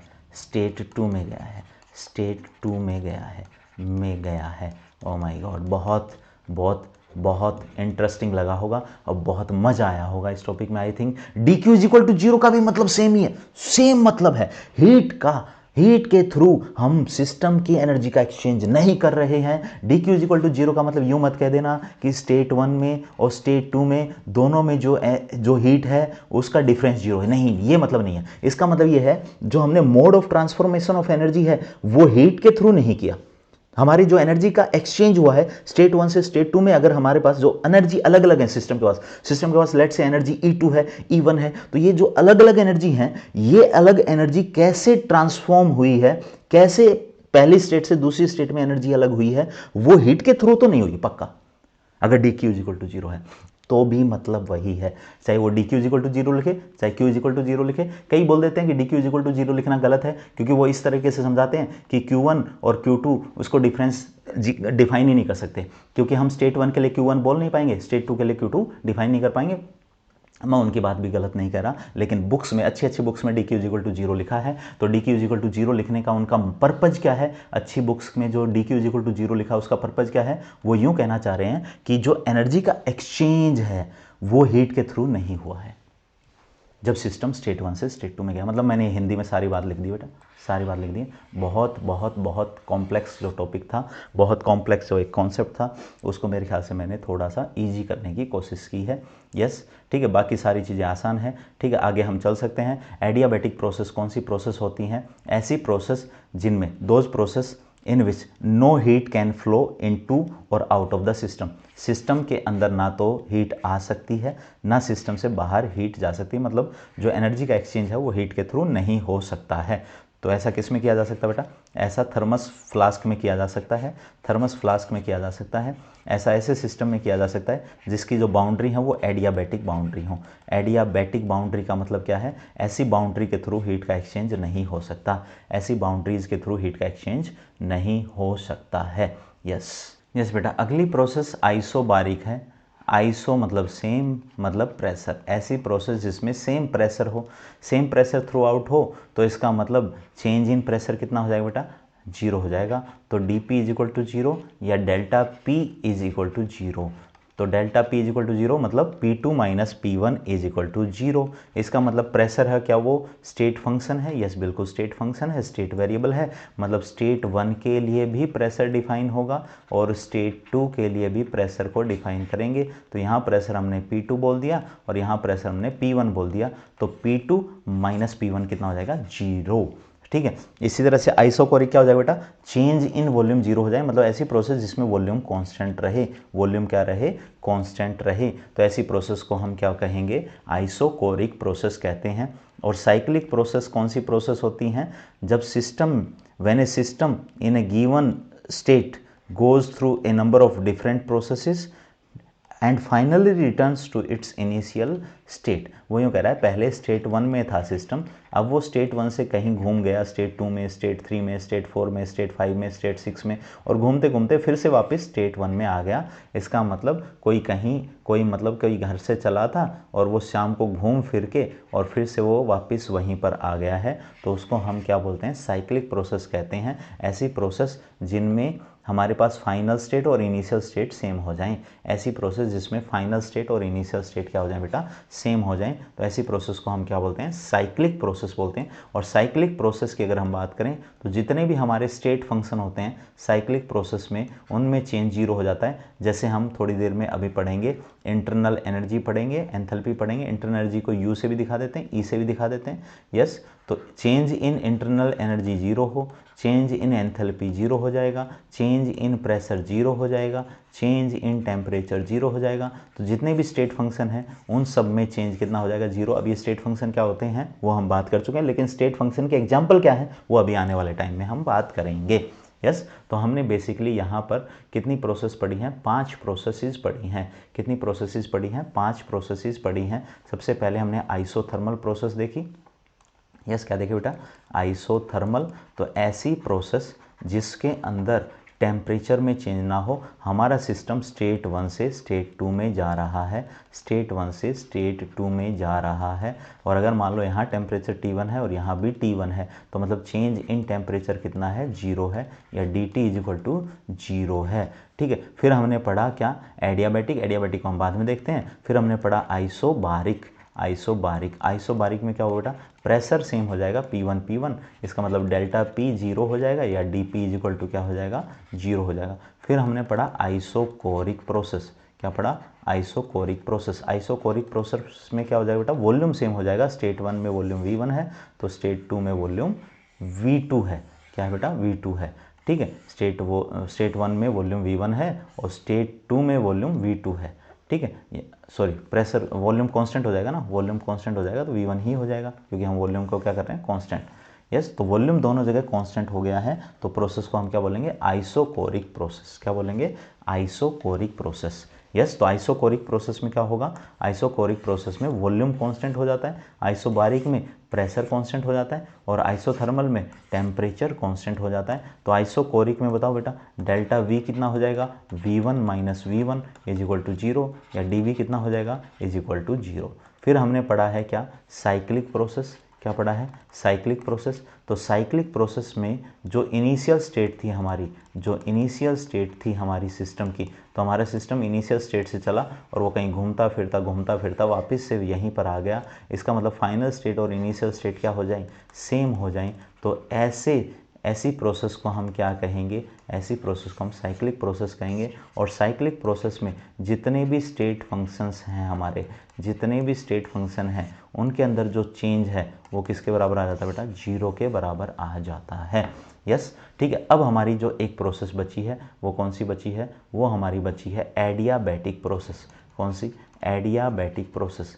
एडियाबैटिक प्रोसेस, तो एडियाबैटिक प्रोसेस में हमारे पास dq = 0 होता है या q = 0 होता है। इसका मतलब मैंने तुम्हें समझा दिया था। इसका मतलब जो हमारा जो सिस्टम है, जो भी हमारा सिस्टम है, उस सिस्टम में ना तो एनर्जी का जो भी एक्सचेंज हुआ है वो हीट के थ्रू नहीं हुआ है, ना तो हीट सिस्टम मतलब कि ले रहा है, ना सिस्टम हीट दे रहा है। इसका मतलब जो इंटरेक्शन है वो हीट के थ्रू नहीं हो रहा। एनर्जी का जो इंटरेक्शन है, जो एनर्जी में चेंज है वो हीट के थ्रू नहीं हो रहा, किसी और तरीके से हो सकता है। वर्क के थ्रू सिस्टम एनर्जी को चेंज कर रहा होगा। हीट के थ्रू ना तो वह एनर्जी को एब्जॉर्ब कर रहा होगा, मतलब एनर्जी को इंक्रीज कर रहा होगा, ना ही सिस्टम अपनी एनर्जी को रिलीज कर रहा होगा इन फॉर्म ऑफ हीट। तो जो एनर्जी का ट्रांसफ़र है वो हीट के तरीके से नहीं हो रहा है। ये है एडियाबैटिक प्रोसेस का मतलब। यस बेटा, अगला हमारा टॉपिक है इंटरनल एनर्जी, जो कि एक स्टेट फंक्शन है। यस, इंटरनल एनर्जी को हम यू से डिफाइन करते हैं, यू से डिनोट करते हैं। यस, तो इंटरनल एनर्जी क्या होती है, internal energy is a quantity which represents total energy of the system. कोई हमारे पास सिस्टम है, उसके पास तुम जितने भी टाइप की एनर्जी सोच सकते हो, उन सब टाइप की एनर्जी का जो सम है वो इंटरनल एनर्जी है, जिसको हम यू से दिखाएंगे। यस, तो हमारे पास कोई सिस्टम, उसके अंदर कितनी भी एनर्जी तुम जो सोचो, chemical energy, electrical energy, translational energy, rotational energy, vibrational energy, उसके अलावा मैकेनिकल एनर्जी, न्यूक्लियर एनर्जी, तुम जितने भी टाइप की एनर्जी सोच सकते हो उन सब का जो सम होगा वो उस सिस्टम के लिए इंटरनल एनर्जी होगी। यस, तो किसी सिस्टम की अगर हम बात करें तो उस सिस्टम की जो टोटल एनर्जी है, टोटल एनर्जी कैसे आएगी बेटा, वो आएगी, हम टोटल एनर्जी जब आएगी वो कैसे आएगी, सम आएगी किसका, केमिकल एनर्जी का, internal energy sum of chemical energy, mechanical energy, electrical energy, translational energy, vibrational energy, rotational energy, nuclear energy, so on, बहुत सारी और भी जो एनर्जी तुम सोच सकते हो, उन सब का जो सम है उसको हम क्या कहेंगे, internal energy. It may be chemical, electrical, mechanical or any other type of energy. You may think some of all these energies is known as internal energy of the system. Yes, उसको हम क्या कहते हैं, internal energy of system. अब question ये है, हमारे पास कोई सिस्टम है, लेट्स से हमारे पास कोई सिस्टम है, उस सिस्टम के पास जितनी भी टोटल एनर्जी हो, उस सब के सम को हमने क्या बोल दिया, इंटरनल एनर्जी। अब इस इंटरनल एनर्जी को हम चेंज कैसे कर सकते हैं, कैसे चेंज कर सकते हैं? तो बेटा इसको हम चेंज कर सकते हैं या तो हीट के थ्रू, यस, या तो सिस्टम के अंदर हीट पास करो या सिस्टम से बाहर हीट निकालो, या तो सिस्टम के अंदर हीट देनी है या सिस्टम से बाहर हीट निकालनी है। मतलब हीट एक mode of transfer of energy है, हम हीट के थ्रू इसकी एनर्जी बढ़ा सकते हैं, हीट देकर या फिर हीट रिलीज कराकर इसकी एनर्जी घटा सकते हैं। सेम इसी तरह से हम इस पर वर्क करके एनर्जी बढ़ा सकते हैं या इस सिस्टम से वर्क कराकर हम एनर्जी घटा सकते हैं। यस, इसी तरह से हम हो सकता है मैटर के थ्रू भी एनर्जी ट्रांसफ़र कर रहे हो कि इसके अंदर मैटर पास कर दिया या बाहर मैटर एक्सचेंज कर दिया सराउंडिंग्स के साथ। ठीक है, तो हमारे पास यहाँ इंटरनल एनर्जी को चेंज करने के तीन तरीके बेटा, या तो हम हीट पास करेंगे सिस्टम के अंदर या सिस्टम से बाहर निकालेंगे, या वर्क करेंगे सिस्टम के ऊपर या सिस्टम से वर्क कराएंगे, या फिर मैटर हम सिस्टम के अंदर एंटर कराएंगे या मैटर को लीव कराएंगे सिस्टम से, या मैटर को लीव कराएंगे सिस्टम से। यस, ये वाली बात थी हमारी, ये वाली बात थी हमारी। और अब जो अगली लाइन है ना, अब जो अगली लाइन है ना, वो लाइन देखो, उस लाइन से हम अब एक दो इम्पोर्टेंट बातें कनेक्ट करने वाले हैं। These systems are classified according as you already studied in 5.1.2। 5.1.2 में तुमने क्या पढ़ा था, तो मैं एक बार फटाफट फास्ट से 5.1.2 पर जा रहा हूँ, फटाफट फास्ट से 5.1.2 पर जा रहा हूँ। अच्छा, 5.1.2 तो टाइप्स ऑफ सिस्टम है। अच्छा, ये तो पढ़ चुके हैं सर हम, ओपन सिस्टम क्या होता है, क्लोज सिस्टम क्या होता है, और आइसोलेटेड सिस्टम क्या होता है। यस, ये तो हम बात कर चुके हैं बेटा। हमारे पास ये ओपन सिस्टम था, जैसे ही हमने ऊपर से कवर ढका तो कवर ढकने से बताओ क्या मैटर का एक्सचेंज हुआ, नहीं हुआ। तो यहाँ पर मैटर भी एक्सचेंज हो सकता है और एनर्जी भी एक्सचेंज हो सकती है। यहाँ पर हमारे पास एनर्जी एक्सचेंज ही होगी क्योंकि ऊपर से ढक दिया है सिस्टम को, इसलिए मैटर का एक्सचेंज सराउंडिंग से हो नहीं सकता। यहाँ पर हमारे पास ना तो मैटर एक्सचेंज होगा क्योंकि ढका हुआ है, और एनर्जी भी एक्सचेंज नहीं हो रही।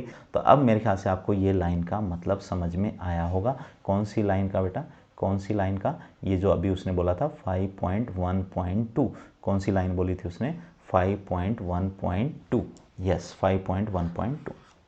यस, अब हमारा अगला जो टॉपिक है वो ये है, इंटरनल एनर्जी को हम हीट के थ्रू कैसे चेंज कर सकते हैं और इंटरनल एनर्जी को हम वर्क के थ्रू कैसे चेंज कर सकते हैं। तो पहला हेडिंग है हमारा, है वो है इंटरनल एनर्जी को हम वर्क के थ्रू कैसे चेंज कर रहे होंगे। इंटरनल एनर्जी मतलब चेंज इन इंटरनल एनर्जी मतलब डेल्टा यू को हम वर्क से कैसे चेंज कर रहे होंगे।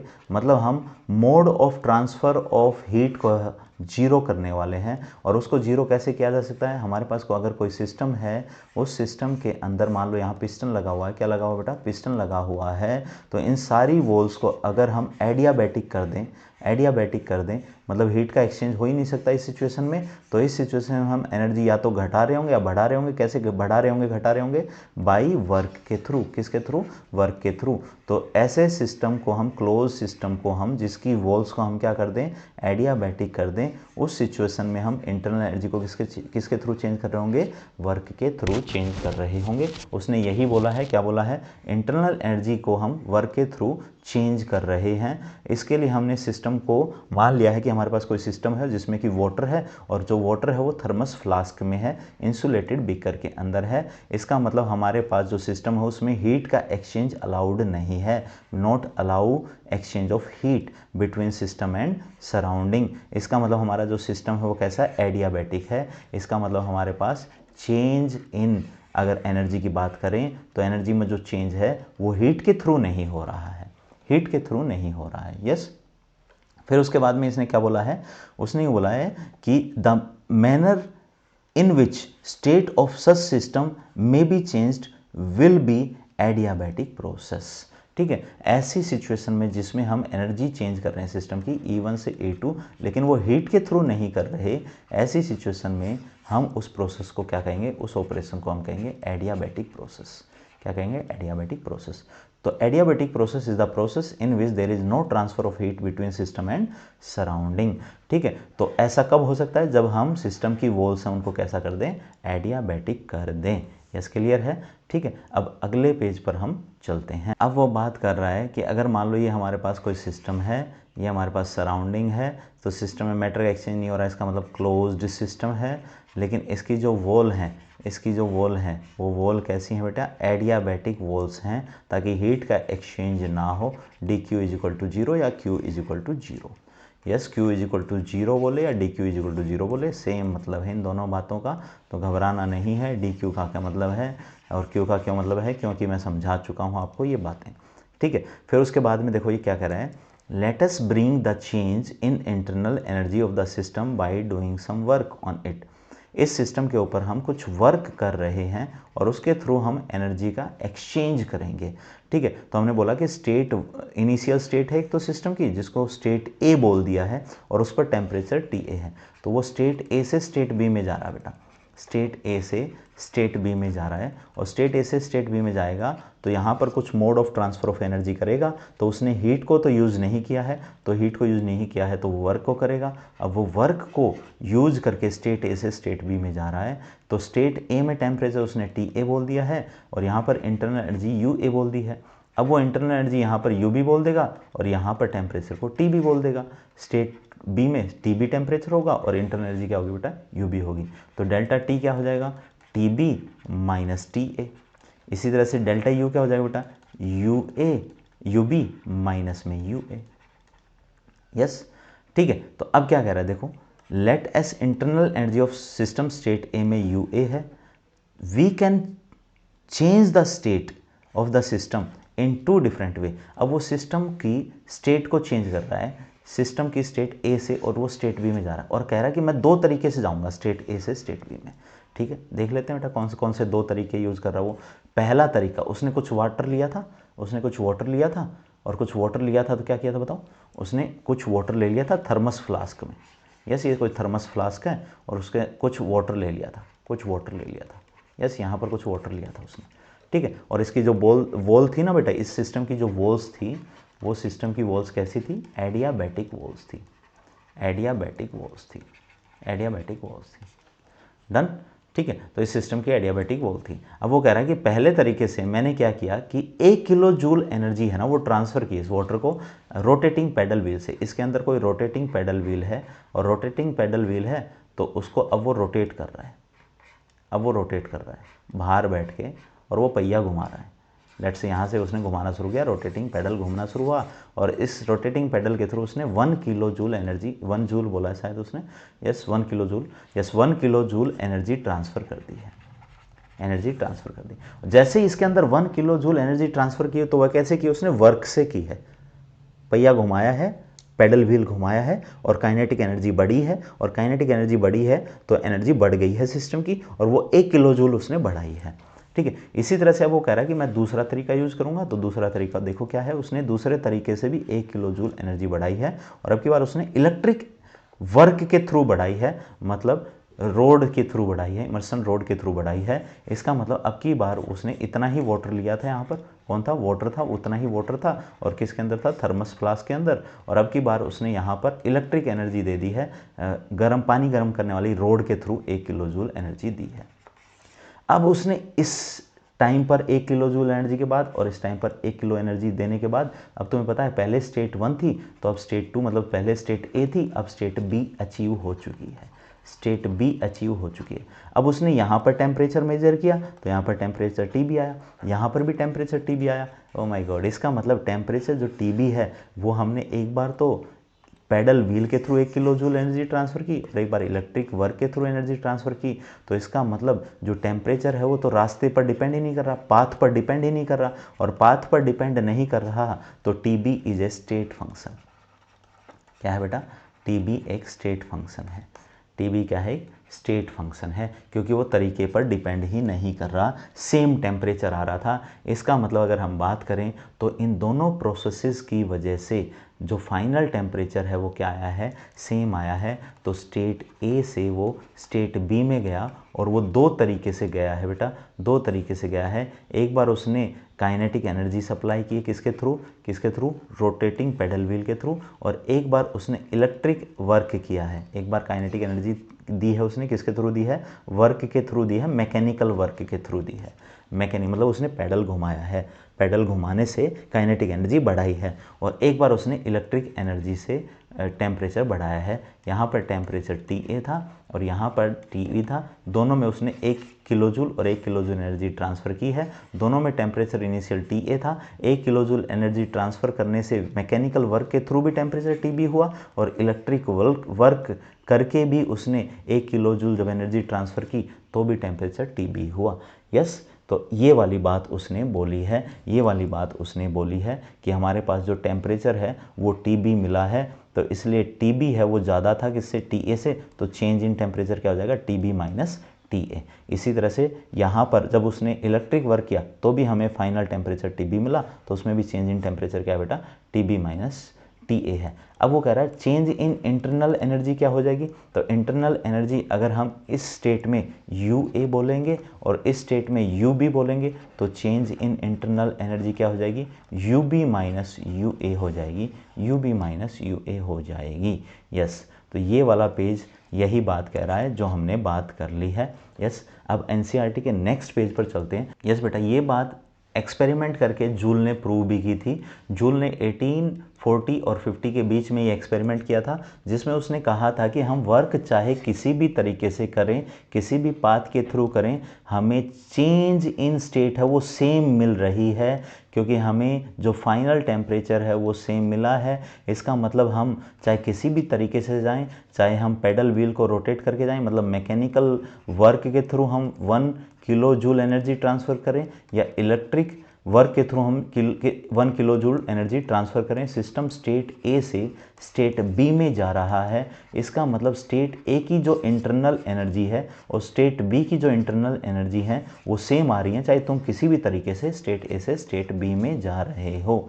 इसका मतलब जो इंटरनल एनर्जी है वो डिपेंड कर रही है स्टेट पर, तो इसलिए इंटरनल एनर्जी है वो स्टेट फंक्शन है। और यहाँ पर इंटरनल एनर्जी को हमने कैसे चेंज किया है, यहाँ पर इंटरनल एनर्जी को हमने चेंज किया है वर्क देकर, लेकिन वर्क कौन सी प्रोसेस में, एडियाबैटिक प्रोसेस में। तो एडियाबैटिक प्रोसेस में हमने इसको सिस्टम को 1 किलो जूल वर्क सप्लाई किया था, और वही 1 किलो जूल वर्क उसकी इंटरनल एनर्जी में चेंज हो गया है। इसका मतलब जो चेंज इन इंटरनल एनर्जी है वो क्या बेटा, U2 minus U1 is equal to W adiabatic. इसका मतलब चेंज इन इंटरनल एनर्जी है वो क्या है, वो एक स्टेट फंक्शन है। इसका मतलब इंटरनल एनर्जी भी क्या है, एक स्टेट फंक्शन है। क्या है, स्टेट फंक्शन है। तो हम क्या कह सकते हैं, यहाँ पर चेंज इन इंटरनल एनर्जी क्या हो जाएगा, U2 माइनस U1, मतलब UB B स्टेट की इंटरनल एनर्जी माइनस UA ए स्टेट की इंटरनल एनर्जी, और वो किसके बराबर हो जाएगी बेटा, एडियाबैटिक जो हमने वर्क सप्लाई किया था या वर्क सिस्टम करेगा उसके बराबर होने वाली है क्या, change in internal energy. Therefore internal energy of a system is a state function. Internal energy एक स्टेट फंक्शन है। ये कैसे प्रूव हुआ, ये जूल के एक्सपेरिमेंट से भी प्रूव हो चुका है। यस, जूल के एक्सपेरिमेंट से भी प्रूव हो चुका है, क्योंकि वो इनिशियल और फाइनल स्टेट पर डिपेंड कर रही है। इंटरनल एनर्जी में चेंज वो तरीके पर डिपेंड ही नहीं कर रही, क्योंकि हमने जैसे जैसे वर्क किया दूसरे तरीके से, पहले तरीके से, तो उससे इंटरनल एनर्जी में चेंज नहीं आया, क्योंकि जो टेम्परेचर था बिल्कुल एग्जैक्टली सेम आ रहा था हमारा। यस, ठीक है। तो अब हम बात कर रहे हैं बेटा IUPAC कन्वेंशन की। तो IUPAC कन्वेंशन के अकॉर्डिंग अगर हम बात करें तो वर्क है, अगर सिस्टम के ऊपर वर्क किया जाए, हमारे पास ये सिस्टम है, इस सिस्टम के ऊपर अगर वर्क किया जाए, तो बताओ सिस्टम के अगर ऊपर हमने वर्क किया, जैसे अभी अभी किया था, सिस्टम को हमने 1 किलो जूल एनर्जी दी थी, तो इसका टेम्परेचर बढ़ा था, और टेम्परेचर बढ़ा था मतलब इसकी एनर्जी बढ़ी थी, तो एनर्जी बढ़ी थी, तो इसका मतलब जो एनर्जी बढ़ाएगा, इंटरनल एनर्जी बढ़ाएगा, उसको हम पॉजिटिव लेंगे। तो work done on the system internal energy बढ़ाता है, इसलिए work done on the system को हम पॉजिटिव लेते हैं।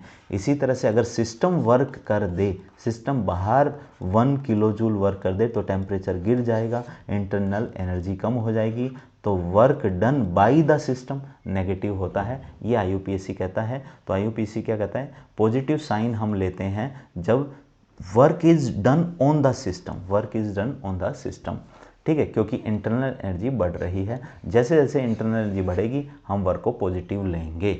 तो इंटरनल एनर्जी कब बढ़ रही है, जब हम सिस्टम के ऊपर वर्क कर रहे हैं, और सिस्टम अगर खुद वर्क कर दे तो इंटरनल एनर्जी कम हो जाएगी। तो work done by the system है वो क्या हो जाएगा बेटा, वो नेगेटिव हो जाएगा, क्योंकि इंटरनल एनर्जी घट रही है, इंटरनल एनर्जी घट रही है। ठीक है, अब यूँ कह रहा है यहाँ पर, क्या तुम और स्टेट फंक्शंस के भी नाम बता सकते हो, क्या तुम और स्टेट फंक्शंस के भी नाम बता सकते हो। स्टेट फंक्शन कौन से फंक्शन होते हैं बेटा, जो स्टेट पर डिपेंड करें, जो स्टेट पर डिपेंड करें, वो डिपेंड ना करें कि स्टेट कैसे आई है। जैसे अभी अभी तुमने देखा टेम्परेचर, ठीक है, तो अगर मान लो मैं तुम्हें कहूँ स्टेट ए से स्टेट बी में गए, हम स्टेट ए से स्टेट बी में गए हैं, और स्टेट ए का जो टेम्परेचर है वो 25 डिग्री है, स्टेट बी का टेम्परेचर 35 डिग्री है, तो हो सकता है तुम एक ही स्टेप में 10 डिग्री बढ़ा दो, या हो सकता है कि तुम एक एक डिग्री करो, पहले 1 डिग्री 26 कर दिया, फिर 27 कर दिया, फिर 28 कर दिया, 28, फिर 29 डिग्री सेल्सियस, फिर 30 डिग्री सेल्सियस, और सो ऑन तुम 35 पर गए हो। कहाँ पर गए बेटा, 35 डिग्री सेल्सियस पर गए। 5 डिग्री तुमने यहाँ पर बढ़ा दिया, 5 डिग्री यहाँ इंक्रीज कर दिया। ठीक है, तो एक तो तुम एक स्टेप के थ्रू गए हो, और एक तुम बहुत सारे स्टेप्स के थ्रू गए हो 35 पर। तो अब क्वेश्चन मेरा ये है कि स्टेट ए से जब तुम स्टेट बी में गए तो एक ही स्टेप में गए और बहुत सारे स्टेप्स में गए, तो क्या चेंज इन टेम्परेचर, क्या चेंज इन टेम्परेचर इस बात पर डिपेंड कर रहा है, नहीं, इस बात पर डिपेंड नहीं कर रहा। तो चेंज इन टेम्परेचर अगर डिपेंड नहीं कर रहा तो इसका मतलब टेम्परेचर कैसा फंक्शन है, टेम्परेचर एक स्टेट फंक्शन है। टेम्परेचर क्या बेटा, एक स्टेट फंक्शन है। ठीक है, वो इंडिपेंडेंट है, पाथ के ऊपर डिपेंड ही नहीं कर रहा है, इंडिपेंडेंट ऑफ पाथ है। तो क्या इसी तरह से वॉल्यूम भी सेम होगा, वॉल्यूम भी क्या होगा, एक स्टेट फंक्शन। इसी तरह से अब तुम्हारा होमवर्क है बेटा, यहाँ पर जो खाली जगह है, यहाँ पर तुम्हें जितने भी टाइप के स्टेट फंक्शन हो सकते हैं उन सब के तुम्हें एग्जाम्पल्स लिखने हैं, स्टेट फंक्शंस के तुम्हें एग्जाम्पल लिखने हैं। ये तुम्हारा होमवर्क है, ये तुम्हारा होमवर्क है।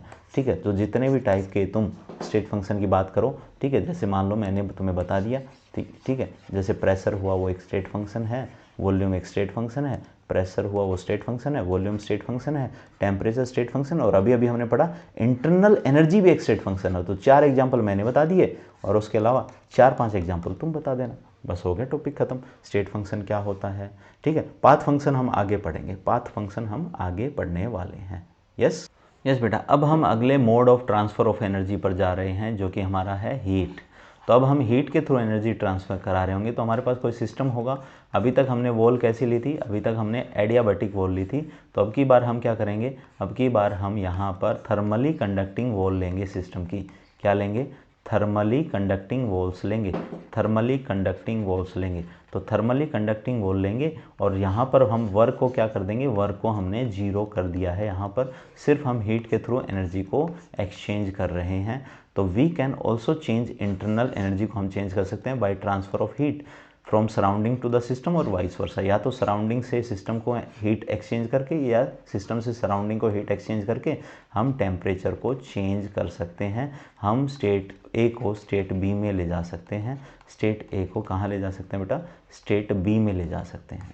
यस, अब ये क्या कर रहा है, this exchange of energy which is result of temperature difference, जो exchange of energy temperature difference की वजह से हो रही है। लेट से हमारे पास एक बॉडी है जिसका टेम्परेचर टी है और एक बॉडी है जिसका टेम्परेचर टी बी है, और दोनों को कनेक्ट कर दिया जाए, एक दूसरे को कॉन्टैक्ट में ले आया जाए, टच कर दिया जाए, तो क्या ये इस टेम्परेचर डिफरेंस की वजह से एनर्जी का एक्सचेंज होगा, और इसी को हमने क्या बोला है बेटा, हीट बोला है। क्या बोला है, हीट बोला है। Yes, let us consider bringing about same change of temperature, जो हमने अभी पीछे वाली टॉपिक में पढ़ा था। इसका मतलब वो कह रहा है हम स्टेट ए से स्टेट बी में जा रहे हैं, स्टेट ए से स्टेट बी में जा रहे हैं, और अब की बार हमने 1 किलो जूल एनर्जी का ट्रांसफ़र किया है थ्रू हीट के थ्रू। किसके थ्रू बेटा, हीट के थ्रू। तो इसका टेम्परेचर शुरू में क्या था, टी ए था, इसका टेम्परेचर फाइनली क्या हो जाएगा बेटा, टी बी हो जाएगा। तो ये कैसे हो पाएगा, हीट का एक्सचेंज कब हो पाएगा, जब हमारे पास वॉल कैसी हो, transfer of heat through thermally conducting wall. ठीक है, इंस्टेड ऑफ एडिया। अब की बात एडियाबैटिक वॉल नहीं है, हमारे पास जो वॉल है सिस्टम की वो कैसी है बेटा, थर्मली कंडक्टिंग वॉल है, थर्मली कंडक्टिंग वॉल है, थर्मली कंडक्टिंग वॉल है। यस, तो पहले पिछली बार क्या थी हमारे पास, एडियाबैटिक वॉल्स थी। डन।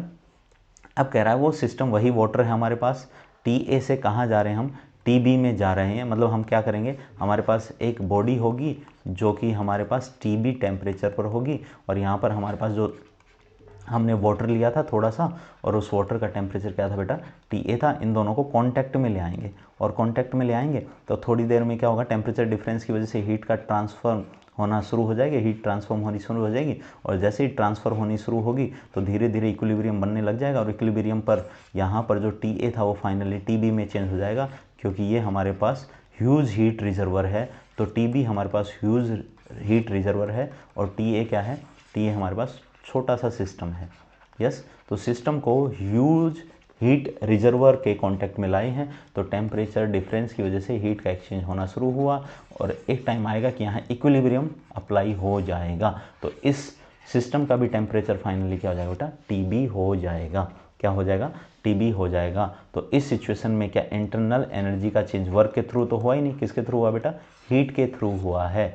तो अगर मान लो सिस्टम के अंदर हीट जा रही है तो सिस्टम की इंटरनल एनर्जी बढ़ रही है, तो मतलब heat is positive when heat is transferred from surroundings to the system. Surrounding से अगर हीट ट्रांसफ़र की जाए सिस्टम की तरफ तो उसे हम पॉजिटिव लेंगे अकॉर्डिंग टू IUPAC कन्वेंशन। इसी तरह से अगर सिस्टम से हीट बाहर निकाली जाए तो उसको हम क्या लेंगे, negative, when heat is transferred from the system to surrounding, क्योंकि इससे इंटरनल एनर्जी सिस्टम की कम हो रही है। तो IUPAC ने क्या कहा है, उन सबको हम पॉजिटिव लेंगे जो सिस्टम की इंटरनल एनर्जी बढ़ाएंगे, और उन सबको हम नेगेटिव लेंगे जो सिस्टम की इंटरनल एनर्जी घटाएंगे। अगर हीट बाहर गई तो इंटरनल एनर्जी कम हुई, इंटरनल एनर्जी कम हुई तो Q को हम नेगेटिव लेंगे। अगर Q मतलब हीट है वो सराउंडिंग से सिस्टम की तरफ आई, इसका मतलब इंटरनल एनर्जी बढ़ी है, चेंज इन इंटरनल एनर्जी बढ़ी है, तो इसका मतलब अगर चेंज इन इंटरनल एनर्जी अगर इंक्रीज हुआ तो इसका मतलब हम अगर बात करें तो हमारे पास चेंज इन इंटरनल एनर्जी बढ़ गई, पॉजिटिव हो गई, तो Q को हम पॉजिटिव ले लेंगे। ये है बेटा IUPAC का आज का कन्वेंशन, आज का कन्वेंशन। अब NCERT में ना नीचे एक लाइन भी लिखी है, देखो उस लाइन को पढ़ते हैं, बड़ी इंटरेस्टिंग लाइन है वो यार। Earlier negative sign was assigned when work is done on the system. पहले की बात है, पुरानी बात है, पुरानी बात क्या है कि अगर हमारे पास कोई सिस्टम है और उस सिस्टम के ऊपर अगर हम वर्क कर रहे हैं तो उसको हम शुरुआत में नेगेटिव लेते थे। क्या लेते थे, नेगेटिव लेते थे, ठीक है, work done on the system, ठीक है। Earlier negative sign was assigned when work is done on the system. अगर सिस्टम पर वर्क किया तो शुरुआत में हम वर्क को नेगेटिव लेते थे, और जब वर्क सिस्टम करेगा तो पॉजिटिव लेते थे, तो पॉजिटिव लेते थे, शुरुआत में ऐसा कुछ होता था। यस, फिर अगली थोड़ी इंटरेस्टिंग लाइन है बेटा, this is still followed in physics books. ये फिजिक्स की बुक्स में आज भी फॉलो होता है, फिजिक्स की बुक में आज भी फॉलो होता है। मतलब फिजिक्स वाले जो हैं, फिजिक्स वाले जो हैं वो अपडेटेड नहीं है, वो पुरानी बात को फॉलो कर रहे हैं, अपडेटेड नहीं है, पुरानी बात को फॉलो कर रहे हैं। फिजिक्स वाली बुक्स वाले अपडेटेड नहीं है, अपडेटेड नहीं है, वो तो पुरानी बातों को ही फॉलो कर रहे हैं। Although IUPAC has recommended the use of new sign convention. IUPAC ने तो रिकमेंड कर दिया है, क्योंकि IUPAC तो केमिस्ट्री वालों की है, और केमिस्ट्री वालों की है तो केमिस्ट्री वालों ने तो बात मान ली है। लेकिन फिजिक्स वाले कह रहे हैं कि IUPAC की बात हम क्यों माने, तो बेटा वो वही तुम्हारे लिए प्रॉब्लम हो गई। अब तुम फिजिक्स में कुछ अलग पढ़ते हो और केमिस्ट्री में कुछ अलग पढ़ते हो, बेटा मैं क्या कर सकता हूँ, मैं तो कुछ नहीं कर सकता, ठीक है। तो अब हम आ गए हैं थर्ड बात पर, जनरल रूल पर, किस पर, जनरल केस पर, किस पर, जनरल केस पर। इस जनरल केस की अगर हम बात करें तो जनरल केस में क्या है बेटा, delta U is equal to Q plus W, delta U is equal to Q plus W. मतलब हम इंटरनल एनर्जी को अब दो तरीके से चेंज कर सकते हैं, या तो हीट को ट्रांसफॉर्म करा के, या तो वर्क को ट्रांसफॉर्म करा के, या तो हीट को ट्रांसफॉर्म करा के, या तो वर्क को ट्रांसफॉर्म करा के। यस, तो NCERT में बहुत क्लियरली लिखा है, देखो आप पढ़ो, यस पढ़ो। Let us consider the general case in which change in state is brought by both work done and heat of transfer of heat. Yes, तो हम स्टेट ए से स्टेट बी में जा रहे हैं, अब की बार स्टेट ए से स्टेट बी में जा रहे हैं, और अब की बार हम दोनों ही मोड अप्लाई कर रहे हैं, हम हीट भी अप्लाई कर रहे हैं और हम वर्क भी अप्लाई कर रहे हैं। तो अगर हमें इंटरनल एनर्जी को बढ़ाना है तो हमें हीट और वर्क दोनों ही सप्लाई करने पड़ेंगे। यस, तो delta U is equal to Q plus W, delta U is equal to Q plus W. Yes, ये हमारा फर्स्ट लॉ ऑफ थर्मोडाइनमिक्स है, it is first law of thermodynamics. तो first law of thermodynamics क्या बेटा, internal energy को हम दो तरीके से बढ़ा सकते हैं, हीट देकर, मतलब हीट सप्लाई करके सिस्टम को, और वर्क सप्लाई करके सिस्टम को, मतलब सिस्टम पर वर्क करके, work done on the system and heat supply कर कर हम इंटरनल एनर्जी को बढ़ा सकते हैं। यस, ठीक है। अगर हमारे पास आइसोलेटेड सिस्टम है तो ना तो वो आइसोलेटेड सिस्टम वर्क कर सकता है, ना ही वो हीट सप्लाई कर सकता है, ना ही वर्क हो सकता है, ना ही हीट एब्जॉर्ब हो सकती है। इसका मतलब आइसोलेटेड सिस्टम की अगर हम बात करें तो आइसोलेटेड सिस्टम में इंटरनल एनर्जी चेंज होती ही नहीं है, तो इंटरनल एनर्जी में चेंज कितना हो जाएगा, जीरो हो जाएगा। यस, ये क्वेश्चन आया हुआ है, PYQ है बेटा, ये internal energy of an isolated system कितनी होती है, जीरो होती है। Delta U is equal to zero for an isolated system. The internal energy of an isolated system is constant. अगर हम बात करें change in internal energy zero है, इसका मतलब इंटरनल एनर्जी जो पहले थी वो क्या है, कॉन्स्टेंट है, वो कांस्टेंट है। ये थर्मोडायनेमिक्स की एक और स्टेटमेंट हो गई, या फिर एक और स्टेटमेंट कह सकते हैं, it is commonly stated as law of conservation of energy, मतलब energy can neither be created nor be destroyed, ये भी कहा जा सकता है, ये भी कहा जा सकता है। तो फर्स्ट लॉ की पहले तो मैथमेटिकल डेफिनेशन आप याद रखेंगे, delta U is equal to Q plus W होता है बेटा। फर्स्ट लॉ की पहले तो mathematical definition, delta U is equal to Q plus W होता है। Yes, delta U is equal to zero हो जाएगा आइसोलेटेड सिस्टम में, आइसोलेटेड सिस्टम में इसका मतलब change in internal energy zero है, इसका मतलब इंटरनल एनर्जी है वो कांस्टेंट है, इंटरनल एनर्जी है वो कांस्टेंट है। तो आइसोलेटेड सिस्टम में इंटरनल एनर्जी है वो कांस्टेंट है। The energy of an isolated system is constant, energy of isolated system is constant. यही क्या बेटा, फर्स्ट लॉ ऑफ थर्मोडायनेमिक्स है, फर्स्ट लॉ ऑफ थर्मोडायनेमिक्स है। यस, अगर हम बात करें ये जो फर्स्ट लॉ है इसको हम law of conservation of energy भी कहते हैं, क्योंकि energy can neither be created nor be destroyed, ये इजीली एक्सप्लेन कर पाता है, क्योंकि जितना तुम इंटरनल एनर्जी में चेंज कर रहे हो पक्का उतना ही तुमने वर्क और हीट का कंबाइंड इफेक्ट से जो एनर्जी है वो ट्रांसफ़र की होगी सिस्टम को। अगर तुमने इंटरनल एनर्जी को 5 किलो जूल चेंज किया है तो तुमने वर्क और हीट से जितनी एनर्जी सप्लाई की सिस्टम को वो 5 किलो जूल ही रही होगी। यूँ नहीं कि तुमने 10 किलो जूल एनर्जी सप्लाई कर दी और इंटरनल एनर्जी है वो 20 किलो जूल बढ़ गई, ऐसा नहीं हो सकता। तुम जितनी इंटरनल एनर्जी को चेंज करोगे उतना ही तुम्हें बाहर से वर्क या फिर हीट सप्लाई करनी पड़ेगी सिस्टम को, इसलिए energy can neither be created nor be destroyed, nor be destroyed. अब ये कहता है कि अगर हम बात करें थर्मोडायनेमिक प्रॉपर्टी के कैरेक्टर में डिफरेंस होते हैं। यस, बिल्कुल होते हैं, जैसे वो बोल रहा है, नीचे एग्जांपल दिया उसने, एक तो वॉल्यूम का एग्जांपल दिया बेटा, किसका एग्जांपल दिया है, वॉल्यूम का एग्जांपल दिया है, और एक इंटरनल एनर्जी का एग्जांपल दिया है। वो कह रहा है कि मुझे अगर स्टेट ए की बात करें तो स्टेट 1 में और स्टेट 2 में मुझे अगर बता दिया जाए इसका वॉल्यूम V1 है, इसका वॉल्यूम V2 है, तो मैं इस V1 को मेजर कर सकता हूँ इजीली कि ये 2 लीटर है और ये 3 लीटर है या 1 लीटर है, जो भी है इसको हम मेजर कर सकते हैं। लेकिन स्टेट 1 में जो इंटरनल एनर्जी है U1 और स्टेट 2 में जो इंटरनल एनर्जी है U2, इनको हम मेजर नहीं कर सकते, बट लकीली हम इसके डिफरेंस को मेजर कर सकते हैं। मतलब डेल्टा U क्या हो जाएगा, U2 minus U1 is equal to, ये हम मेजर कर सकते हैं, it can be measured but U1 and U2, मतलब absolute value of internal energy can not be measured but change in internal energy को हम मेजर कर सकते हैं, चेंज इन इंटरनल एनर्जी को हम मेजर कर सकते हैं। यस, यही लिखा उसने, देखो एक बार पढ़ो उसको, क्या बोला उसने, we can specify that absolute value of volume of a system in a particular state, हम स्पेसिफाई कर सकते हैं एब्सोल्यूट वैल्यू को वॉल्यूम की, but not absolute value of internal energy. Internal energy को एब्सोल्यूट वैल्यू को हम डिफाइन नहीं कर सकते, बता नहीं कर सकते, स्पेसिफाई नहीं कर सकते। However we can measure only change in internal energy, जबकि हम चेंज इन इंटरनल एनर्जी को मेजर कर सकते हैं।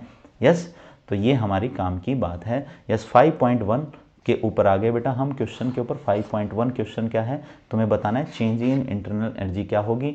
No heat is absorbed by the system from the surrounding but work is done on the system, what type of wall does. अगर heat transfer नहीं हो रही, हीट एब्जॉर्ब नहीं हो रही, तो इसका मतलब हमारे पास जो वॉल है वो कैसी है बेटा, एडियाबैटिक वॉल है, एडियाबैटिक वॉल है, एडियाबैटिक वॉल है।